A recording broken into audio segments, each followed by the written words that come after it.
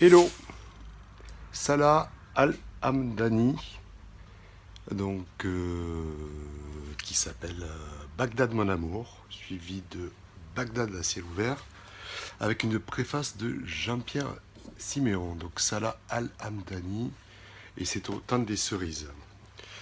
Donc vous allez très vite comprendre de quoi il s'agit déjà avec le titre Bagdad mon amour. Donc la quatrième de couverture, il y a ce poème. Sous le vieux tapis fleurissait le sol. Bagdad, 2 avril 2004. La maison avait changé d'adresse. Ma photo avait changé de place.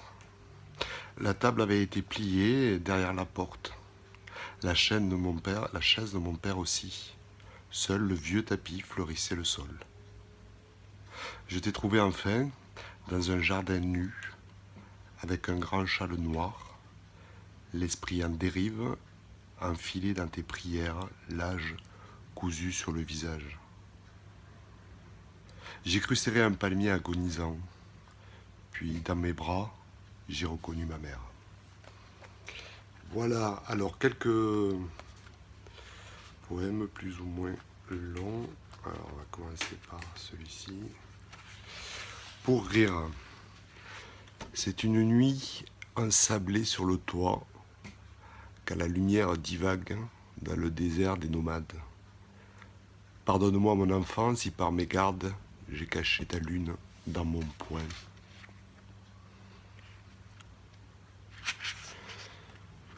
À partir de la page 84, là, il y en a toute une série là, de 4 ou 5 qui sont très beaux. L'origine du malaise. J'hume le fleuve et le couloir où je me suis perdu. La grêle sur un trottoir en papier, la piscine vide et un ciel au-dessus d'un terrain vague. Je hume le train désert dans ma chambre, le pain noir, l'œuf, le malabar et la misère de mon frère. L'herbe à l'aube caressant la lune de l'enfance et la litière des hommes au pays de la solitude. Je hume l'éther dans la ville, une fenêtre dans l'oreille, les chevaux qui s'entassent au seuil du matin et les yeux brumeux de la mer. Je hume l'hiver dans une chambre d'hôtel, un chant qui heurte à l'horizon sous la chemise humide de la nuit, et tes dunes qui grimpent le long de mon corps. Je hume le malaise de tes lèvres dans la trame de l'amour. Bagdad était comme un jouet dans la main d'un gamin exilé, toute la nuit, derrière notre porte.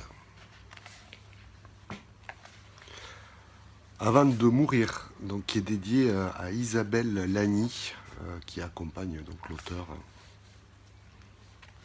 Pour Isabelle, sans elle, la vie n'aura pas le même goût de sérénité et l'horizon tout proche.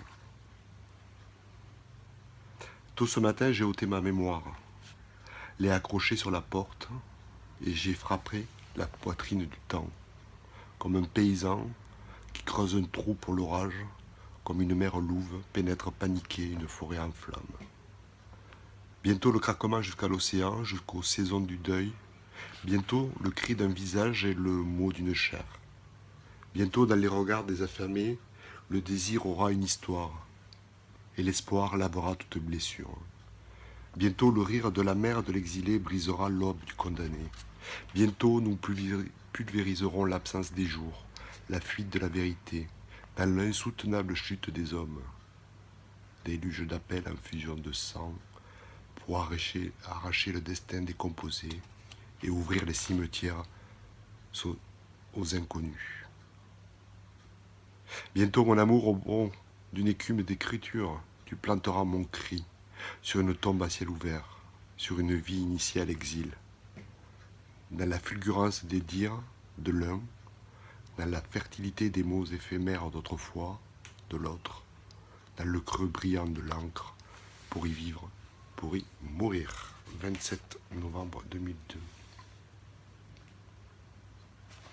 Et après, par un ciel entrouvert au-dessus des troupeaux mouillés par l'orage, dans une aube rouillée elle aussi, je longe un destin sans jamais m'abriter du vent, ce vent qui me pousse à revenir sur les traces de mes années éphémères.